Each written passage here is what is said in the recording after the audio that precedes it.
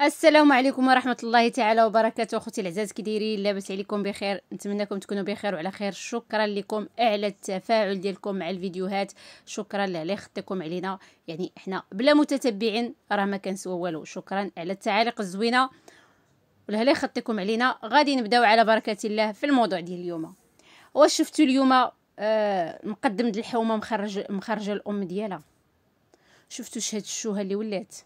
قالت لك مخرجه الام ديالها باش تخوي قلبها على المتتبعين. بالله عليكم اخوتي، واش هاد الهضره كيتقبلها الواحد؟ نخوي قلبي على المتتبعين؟ امراه كبيره وما كبر غير الله سبحانه وتعالى، مخرجها اليوتيوب باش تخوي قلبها. هاد المراه هادي ما عندهاش بناتها باش تخوي قلبها عليهم؟ ما عندهاش حبابه؟ تبارك الله اللهم زيد وبارك، عند الخير د الولاد، عندها العريسات، عندها الوليدات، عندها الاحفاد. مخرجه امها اليوتيوب باش تطلع القناه ديالك. يا المدلوله، واش ما فيكش النفس ديال جباله؟ مخرجه الام ديالك ومشوهها. عيب وحرام عليك، والله تعيب وحرام عليك باش تخرج الام في ديك السن، تخرج اليوتيوب وتبقى كدعي وتسخط على المباشر وتدعي في يعني في دمه ولحمه. يا السوسه يا الشيطانه. الناس يحاولوا ينهيو والديهم تي الا كانوا غالطين، يوريو والديهم الطريق المستقيم. تدي امك للجامع تصلي صلاتها ودي الاجار، ودي امك للعمره دير فهمتي، دي امك للعمره، دي امك لشي بلاصه اللي تعرف بينه وبين الله. مخرجه الام ديالك باش تسخط على خوك، الام ديالك باش تبقى كدعي يعني في دمك ولحمك، في خوتك اللي من دمك ولحمك. باز على وجهك، باز على الوجه اللي عطاكم الله. نسيتي راسك نهار اللي كنتي كتعاير مرت خوك وتشوهها وشوهتيها في اليوتيوب، الاوديوات ديالها تشيروا في اليوتيوب وتشهروا؟ نسيتي؟ دابا مخرجه الام ديالك على ود خوك، تي حالفه وقيله حتى تشتت العائله. المهم الهدف ديالك هو تطلع القناه ديالك، الهدف ديالك هو الفلوس والادسنس. طمع غراكم يا عائله الالوان، الطمع غراكم. نسيتوا الدم ونسيتوا العائله وبقى كيبان لكم الفلوس هما كل شيء. بقاو كيبان لكم الفلوس هما كل شيء. شوف المقدم د الحومه الصراحه اللي عطاك هاد السميه، لان المقدم د الحومه وما تستاهلاش، تستاهل شي اسم ما فيه ما يتشاف. والله انا كنشفق عليك، كنشفق عليك، لان عندك واحد الاعمال الشيطانيه. يعني عائلتك وشتتي للشمال. خرج الام ديالك. انا غادي نهضر معك امي الحاجه، انا كنقول لك الحاجه واحتراما للسن ديالك، احتراما للسن ديالك اللي كدعي في دمك ولحمك وكتقول انا داروا لي وفعلوا لي وتركوا لي.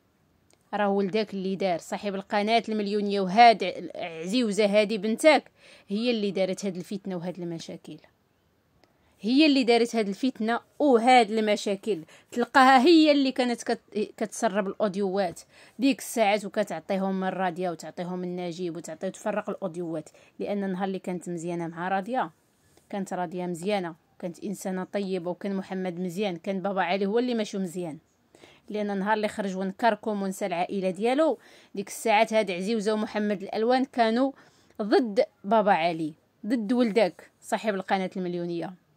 ولكن النهار اللي عرف كيفاش يجرم عنده باش يطلع لهم المشاهده ويطلع لهم الادسنس، ما عقلوش على راضيه وعلى محمد، ما عقلوش على راضيه وعلى محمد. وهنا غادي نقول لك الحاجه، كنتي حقانيه وكتعرفي وكتخافي الله وكتعرفي بينك وبين الله، ما غتخرج تسخط على ولدك على المباشر من اجل الادسنس. غادي تجمع وليداتك في الوسط، وغادي تجمعهم كاملين، وغادي تعرف الظالم من المظلوم، وكل واحد تعطيه حقه، كل واحد تعطيه حقه. واخا تكون الارض ديالك، نديرو حنايا الارض ديالك. واليزيد غلط، اليزيد كيبقى ولدك. انا ما كنشجعش ولدك باش يخرج يضرب فيك ويعايرك ويكون مسخوط معاك، بالعكس انا تمنيت لولدك اليزيد يتصالح معاك ويتصالح مع والديه، لان الوالدين يعني ملي كيمشوا ما كينفعش الندم. انا مع ولدك يتصالح معاك فهمتي، ويبوس لك راسك ورجلاك والراس ديال الحاج ويتصالح معاكم. ولكن انت يا الحاجه خصك تكون حقانيه. كيفاش كترضى لنفسك ولدك كما كنقولوا حنا الكبده المعوده غادي يدخل الحبس الله اعلم شحال من عام، واش 20 عام ولا 15 عام ولا 12 عام، العلم عند الله، بواحد الجريمه اللي ما ارتكباش، بواحد الجريمه اللي عارفه انتينا ظلما وعدوانا. وشكون اللي دارها؟ الابن ديالك الاصغر. علاش ما تكونش حقانيه الحاجه؟ علاش ما تجيشي مع الحق؟ لان النهار اللي غادي تمشي عند الله راه ما غينفعك لا ولدك الصغير ولا ولدك الكبير ولا حتى شي واحد. ملي غتمشي عند الله ما كينفع لا مال لا بنون، ما كينفع لا مال لا بنون الحاجه. غادي ينفعوك الاعمال ديالك، وإلا درتي شي صدقه جاريه وولد صالح، الا خليتي شي ولد صالح الحاج يدعي لك. دابا انتينا حتى الولاد الصالحين ما عندكش، ها المسخوطه اللي خارجه كتخرجك تشوهك في اليوتيوب انتي والحاج اللي ناس كبار، واحد اللي باغي يدخل ولد خوه للحبس مجرم، اليزيد اللي انتينا قرضتو من الارض ديالك، ما لقيتي كيفاش دير تخرجوا من الحاله المدنيه. كنظن والعلم عند الله الا عطاوك الحق راه تسقطوا من الحاله المدنيه وصافي وتحيدوا من الحاله المدنيه. ولكن الحاجه الدنيا راه ما دايما حتى شي واحد. فرشها الحاجه بلاصتك في ديك الدار، وما هاد الدار هادي راه ما دايما حتى شي واحد، ما دايما لا ليك ولا لا لينا ولا ليك ولا لغيرك. كل شيء غادي يمشي عند الله سبحانه وتعالى، كل من عليها فانين. غير فرش بلاصتك في ديك الدار وما تخليش ولادك يشوهوك في اليوتيوب. دابا انتينا بالك غير الحاجه تخرج يعني تفرق قلبك على المتتبعين، هما اللي بانوا لك. فرق قلبك على ولادك، فرق قلبك على الزوج ديالك، فرق قلبك لله سبحانه وتعالى بالعباده، بالصلاه والعباده لله سبحانه وتعالى. وسبحي وذكري الله تما سبحانه وتعالى تما غادي يفاجئها عليك. ربي هو اللي غادي يفاجئها عليك الحاجه. اما المتتبعين اولاد اصحاب القنوات اللي خرجتي كتشكر فيهم، راه هما اللي فضحوا لك العائله ديالك، هما اللي كملوا ما بقيه من الفضيحه. لان بنتك والزوجه ديال الابن ديالك هما اللي سربوا الاسرار من هاد القنوات وعطاو الاسرار ديال دمك ولحمك. لان كنعرفوا الحما الحاجه مي كتخناز كيهزوها مواليها، اللحم مي كتخناز كيهزوها مواليها. وإلا كان عندكم مشكل في العائله خصكم تحلوه بيناتكم. حنا راه ماشي راضيين على هاد الشوهه، كوني انا جبليه والله ما راضيه على هاد الشوهه. شي واحد من بلادي يكون يخرج يدير هاد الشوهه هادي، ما نرضاها لا ليا ولا لغيري. ما راضياش على هاد الشيء اصلا، على اليوتيوب المغربي اللي وصلنا هاد الحاله هادي، والله ما راضيه عليه. يعني كيضرني خاطري وكيضرني قلبي، لان ماشي الانسان عنده المشاكل يخرج يفضح المشاكل ديالو ويحط الوسخ ديالو في السوشيال ميديا ويتاجر فيه. دابا درتو مشاكلكم تجاره، واللي ولادك كيتاجروا في المشاكل ديال العائليه ديالهم وكيسربوا الاسرار، وغادي تكون النهايه ديالكم الحاجه وخيمه.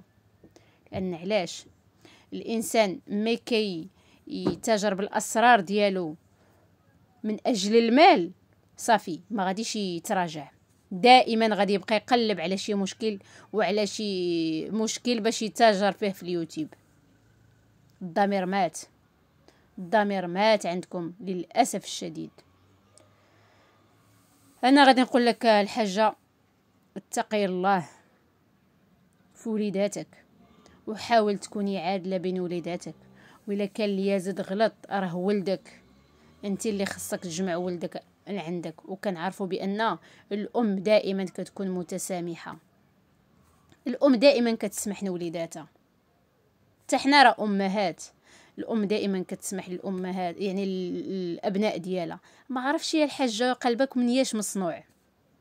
كيفاش زعما كنتي لهاد الدرجه باش تخرج تسخط على ولدك وتفضح الاسرار ديال ولدك وديال ولدك؟